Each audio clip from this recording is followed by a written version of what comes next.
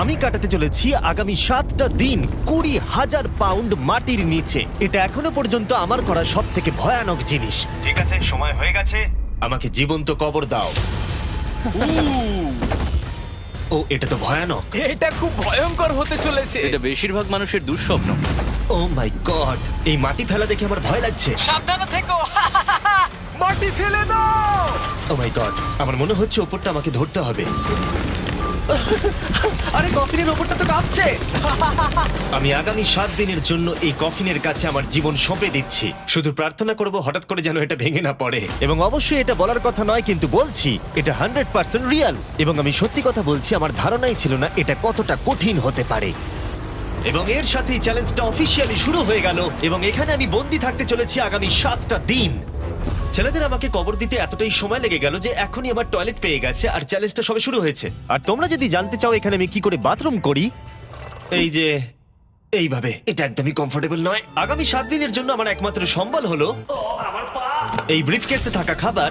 এখানে বেসিক্যালি কিছু এমারিজ আর স্ন্যাক্স আছে। আমার পাটা অবশ হয়ে গেছে।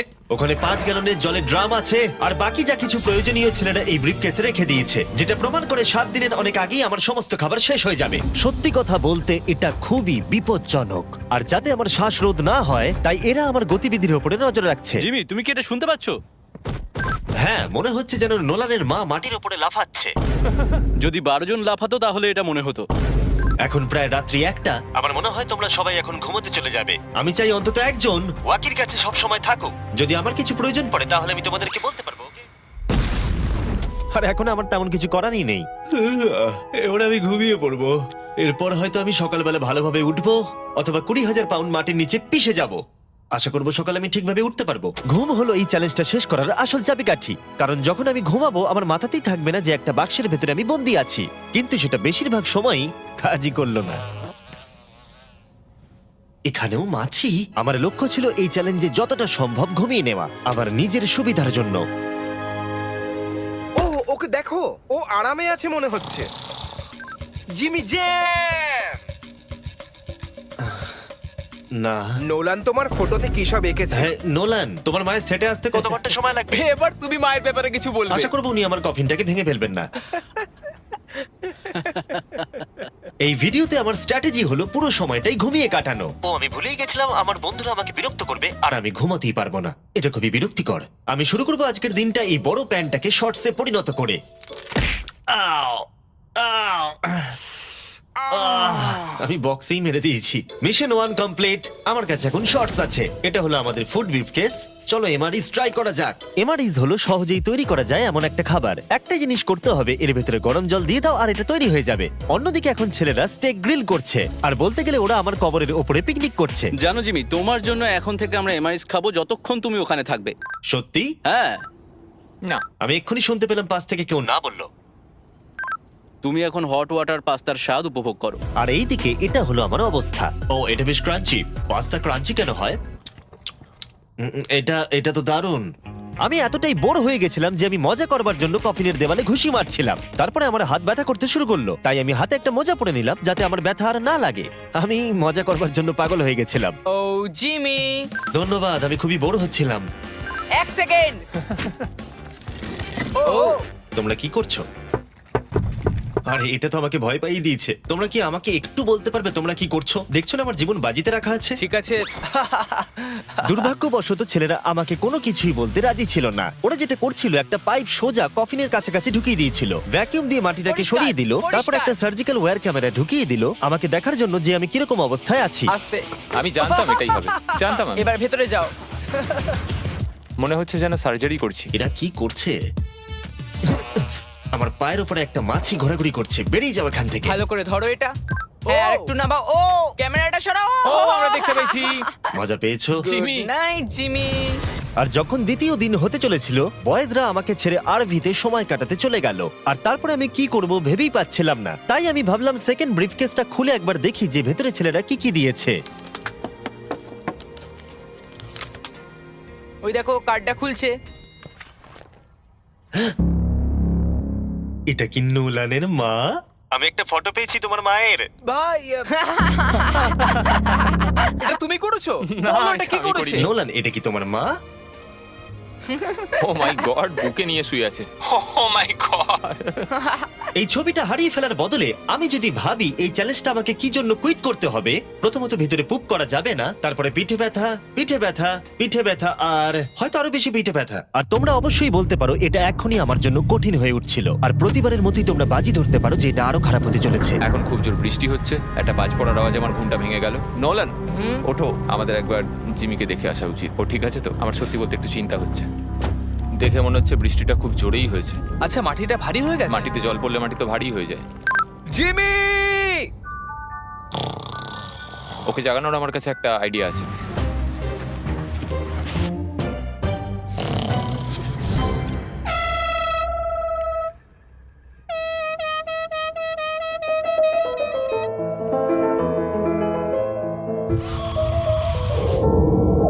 কেউ কি মাটি খুঁড়ছে? আবার সেই একই জিনিস।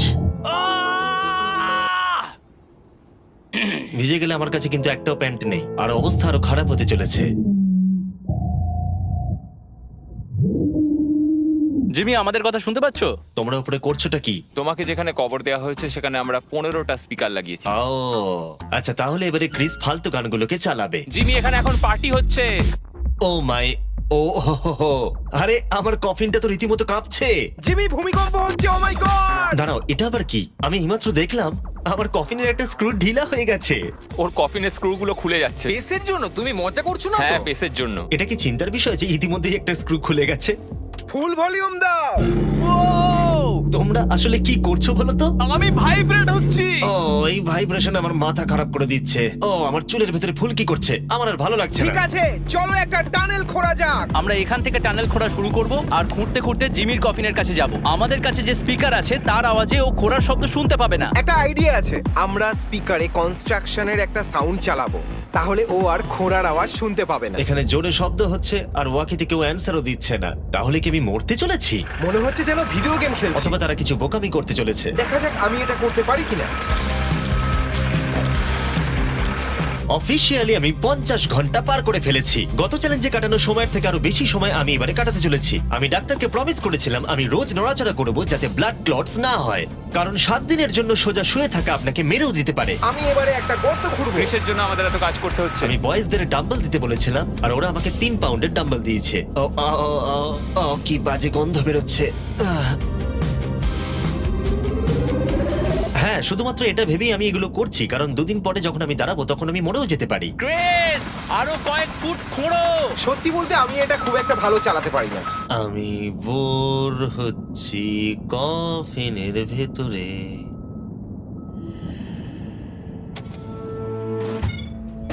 আমরা সারা রাত জেগে এই টানেলটা খোঁড়ার চেষ্টা করেছি, আর ওকে এটা করার জন্য টাকা দিইনি। এটা কি সেফ? আমি সেকেন্ডে যাব, এটা কি? আর তারপর তুমি তারেককে তুলে আনবে। এটা কি বলো তো? তোমরা আমার পেছনে এসো। এই চ্যালেঞ্জের সব থেকে বাজে জিনিস হলো এখানে অনেকগুলো ক্যামেরা আছে যেগুলো সব সময় সবকিছু রেকর্ড করছে। আমাদের আর কিছুটা ঘুরতে হবে, তাহলে কফিনের কাছে পৌঁছে যাবো। এটা প্রথম 3 দিন আমাকে বিরক্ত করেনি, কিন্তু এখন আমার বড়ই অদ্ভুত লাগছে যে কেউ সব সময় আমার দিকে তাকিয়ে আছে এবং আমি বিরক্ত হতে শুরু করেছি। ও, আমরা পৌঁছে গেছি, পৌঁছে গেছি। এই তো দেখা যাচ্ছে। এটা আবার কিসের শব্দ শোনা যাচ্ছে? Hi Jimmy! কি? Hi Jimmy! জিমি, জিমি, তুমি আমাদের দেখতে পাচ্ছ? আমি নোলানের কপাল দেখতে পাচ্ছি। তুমি ওর কপালটাকে মিস করছো। তোমাদের এই সুড়ঙ্গটা খুঁড়তে কতক্ষণ লাগলো? মোটামুটি সারা রাত। জিমি, এটা যে হবে আমি একদমই আশা করিনি। এই নোলান, 1 সেকেন্ড, এই ফটো সম্পর্কে তুমি কি বলবে? কি করলে তুমি আমাকে ওই ছবিটা ফিরিয়ে দেবে বলো? এটাই আমাকে এখানে বাঁচিয়ে রেখেছে। আমি এটা ফেরত নেব কিভাবে? আমি এটা ফ্রেম করবো আর সারা জীবন রেখে দেবো, কিছু মনে করো না। তুমি অনেকদিন ধরে কফিনে বন্দি রয়েছো, তাই দেখোই নি যে চ্যানেলের কি অবস্থা। Yay! আমাদের 200 মিলিয়ন হতে চলেছে। তুমি কফিনের মধ্যে থেকেই 200 মিলিয়ন সাবস্ক্রাইবার হিট করবে। এটা লাইভ দেখতে পারলে ভালো লাগতো। আমিও বন্ধু। নোলান তোমার জন্য একটা সারপ্রাইজ রেডি করেছে। আমরা এই ফেস্টিভ্যালস বারটাকে কফিনে আটকে দেবো। ওরে বাপরে, কি গরম! এটাই কি নতুন ফেস্টিভ্যাল বার? এই, আমার বন্ধুরা কিন্তু এটার জন্য ভালো মার্কেটিং করেছে। এবার প্রত্যেকটা টাইম ল্যাপসে ফেস্টিভ্যালকে দেখা যাবে। আশা করবো কালকের দিনটা সহজ হবে। বড় অদ্ভুত লাগছে, যেন মনে হচ্ছে আমি খুবই ক্লান্ত, কিন্তু কোনো একটা কারণে আমি ঘুমোতেই পারছি না। আমি জানি না কেন এর আগে এরকম হয়নি। আমি কেন কাঁদছি জানি না। ওকে, এটা অফিসিয়ালি ডে 5, আর 2 দিন এই দুঃস্বপ্নের মধ্যে কাটাতে হবে। আমার মনে হয় না কোনো মানুষ সোজা শুয়ে থাকতে পারবে 5 দিন ধরে। আমি অভিনয় করছি যেন আমার কিচ্ছু হয়নি। আমরা প্রায় করেই ফেলেছি। জিমি, আমাদের কাছে পেন্টবল গান আছে আর আমরা তোমার টম স্টোনে শুট করব। এটা বেশ মজার, আমিও কি করতে পারি?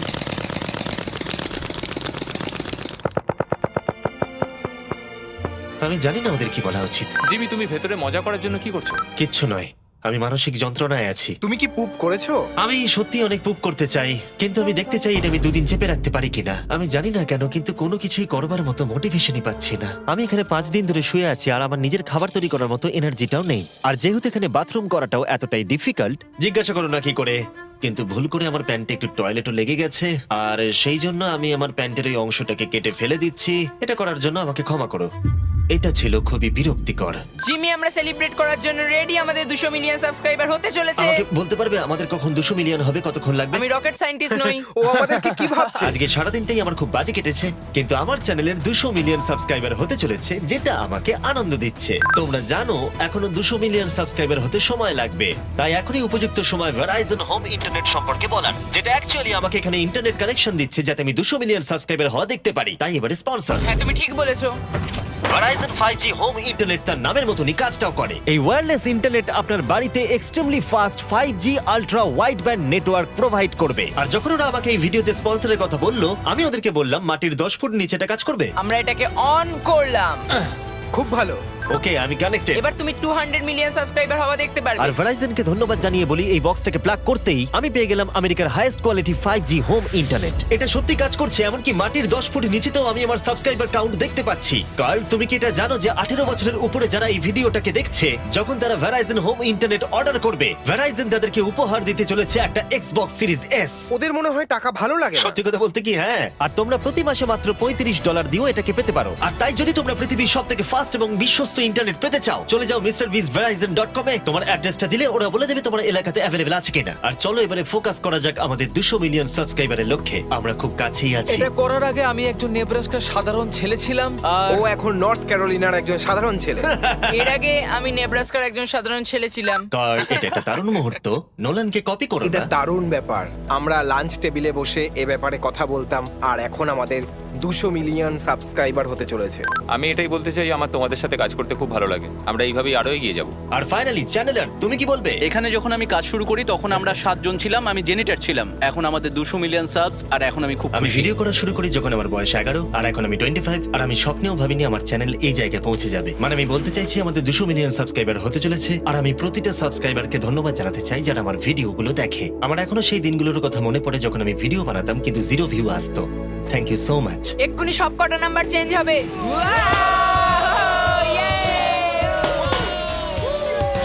আমরা করে দেখিয়েছি। আমার মনে হচ্ছে এখন সময় হয়ে গেছে নেটওয়ার্ক আনপ্লাগ করার। এই দাঁড়াও দাঁড়াও, আমি আমার গার্লফ্রেন্ডকে কল করার একটা চান্সও পাইনি। হ্যাঁ, দেবো, দাঁড়াও। ঠিক আছে, আমরা এখানে দাঁড়িয়ে আছি, হ্যাঁ। তুমি কল করে নাও। ভাই কেন করছো? আরেকবার প্লাগ করে দাও। আমি শুধু 2 মিনিট চাই যাতে আমার গার্লফ্রেন্ড জানতে পারে যে আমি বেঁচে আছি। চলো খেতে যাই। ঠিক আছে।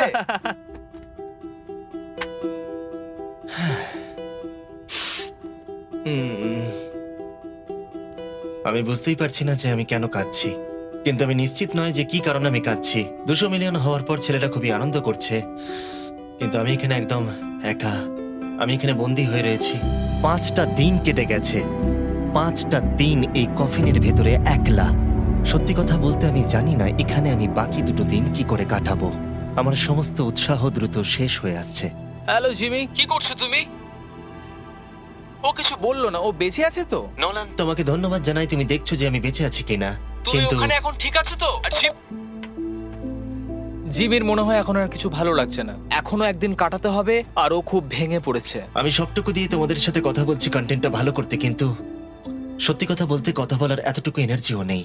আমি শুধু এখান থেকে বেরোতে চাই। এবার ওর মাথা খারাপ হয়ে যাচ্ছে। ওকে খুশি করার উপায় ভাবতে হবে, তাই আমি কিছু জনকে নিয়ে আসি। আমি জানি না আমার বলাটা উচিত হবে কিনা, কিন্তু আমি আমার সমস্ত পি বটলগুলো ইউজ করে ফেলেছি। আর যদি আমার এখন টয়লেট পায় তাহলে আমাকে খাবারটা খেতে হবে আর প্যাকেটের ভেতরে টয়লেট করে বন্ধ করে রাখতে হবে। আমি জানি এটা বেশি ইনফরমেশন দেওয়া হয়ে যাচ্ছে, এই চ্যালেঞ্জটা সত্যি ডিসগাস্টিং, তাই আমি বেরোতে চাই। আমি এতটাই বোর হয়ে গেছিলাম যে হয়তো এই পৃথিবীর একটাই জিনিস পারতো আমাকে আনন্দ দান করতে। জিমি, আমি কাউকে নিয়ে এসেছি। কাকে নিয়ে এসেছো? আমার প্যারেন্টসদের। ও, আপনারা কেমন আছেন? ভালো। মাটির তলায় থাকাকালীন তুমি কি নোলানের মায়ের ব্যাপারে কিছু কথা বলছিলে? না না সেরকম কিছু নয়। আর এই ছবিটা? আমি জানি না আপনারা কিসের কথা বলছেন। আসল কথায় আসি, আপনারা কি নোলানের ব্যাপারে কোনো হাস্যকর ঘটনা আমাকে বলতে পারবেন? জিমি, অনেক আছে। এটা চ্যালেঞ্জটাকে আরো বেশি ইন্টারেস্টিং করে তুলবে। ও আমাদের বলেছিল যে ওর স্কুলে প্রোগ্রাম আছে, কিন্তু ও অ্যাকচুয়ালি ও পাশের বাড়িতেই কিছুক্ষণ সময় কাটিয়েছে। ওহো! আমরা দেখতে যাই ও বাড়িতে একটা মেয়েকে জানো অনেক ক্রিসমাস। এটা আমাকে চিয়ার করার জন্য যথেষ্ট, কারণ আমি জানি কমেন্ট সেকশনে ঝড় উঠতে চলেছে। আমার এই জন্য জিমিকে ভালো লাগে না। আমার মা আরেকটা প্রশ্ন করতে চায়। হ্যাঁ বলো। ঠিক আছে, এবার চলো, এটা Bye, এভাবেই জিমি। কাজ করে। ওরা কি ওয়াকিটা আবার ফেলে দিল? আমি জানি তোমাদের সবার এখন খুব ঘুম পেয়েছে আর তোমরা কেউ তাড়াতাড়ি উঠবেও না, তাতে আমার কিচ্ছু যায় আসে না। এখন থেকে ঠিক 12 ঘন্টা পরে আমি চাই তোমরা সবাই খোঁড়া শুরু করো, ওকে? তাহলে খুব তাড়াতাড়ি উঠতে হবে, তাই না? এখন কটা বাজে? আমরা আমাদের অ্যালার্ম বাজলেই উঠে পড়বো, চিন্তা করো না। আচ্ছা, যখন আমি উঠে দাঁড়াবো তখন ব্লাড ক্লটস হয়ে আমি মরে গেলে তোমরা কি করবে? আমি জানি তোমাকে কোথায় পুঁততে হবে। 12 ঘন্টা পরে দেখা হচ্ছে। ওটা একটা ডেট হবে। এখন আমি ঘুমোতে যাচ্ছি আর কাল সকালে যখন আমি ঘুম থেকে উঠে চোখ খুলবো, আশা করি কেউ একজন মাটি খুঁড়ে আমাকে কফিন থেকে বের করবে। আমি জানি না কেন আমার চোখে জল আসছে। আমি এর আগে কখনো এতটা এক্সাইটেড হইনি আমার গোটা জীবনে। আমি আর অপেক্ষা করতে পারছি না কালকের সূর্যের আলো দেখবার জন্য। কালকে সকালে দেখা হচ্ছে, এটা দারুণ হতে চলেছে। শেষ রাতে ঘুমোবার সময় আমি এটাই ভাবছিলাম, চ্যালেঞ্জটা শেষ হওয়ার পর আগামীকাল সকালে আমি উঠে দাঁড়াতে পারবো কিনা। এটা সাধারণ ব্যাপার নয় কোনো নড়াচড়া না করে 7 দিন টানা শুয়ে থাকা। বয়েজ, আজকে অফিসিয়ালি 7 দিন হয়ে গেছে। আমি জানি তোমাদের বেশি পরিশ্রম পছন্দ নয়, কিন্তু তোমরা কি আমাকে খুঁড়ে বার করবে? আমরা তোমাকে বের করছি, জিমি। এটা চ্যালেঞ্জের সব থেকে জঘন্য পার্ট, কারণ আমাকে অপেক্ষা করতে হচ্ছে কখন আমার স্টুপিড ফ্রেন্ডরা আমাকে খুঁড়ে বার করবে। আর এদিকে আমার টেনশনও হচ্ছে যে উঠে দাঁড়াবার পর আমি যেন মরে না যাই। দেখা যাক কি হয়। এক্সকাভেটরটাকে নিয়ে এসো। আমি বেরোনোর পর ওরা যেটা প্রথম বলবে সেটা হলো আমার গায়ে কি বাজে গন্ধ। জিমি সান্টা ক্লজের মতো দেখতে একজন লোক তোমাকে বের করছে। কারণ আমার কিচ্ছু যায় আসে না ওকে কেমন দেখতে, আমাকে শুধু এই কফিন থেকে বার করো। যে কোনো মুহূর্তে ওপরের মাটিগুলো সরে গিয়ে সূর্যের আলো দেখা যাবে, আর অপেক্ষা করতে পারছি না। ও, এই তো এক্সক্যাভেটর। ও, এটা তো ভয়ানক।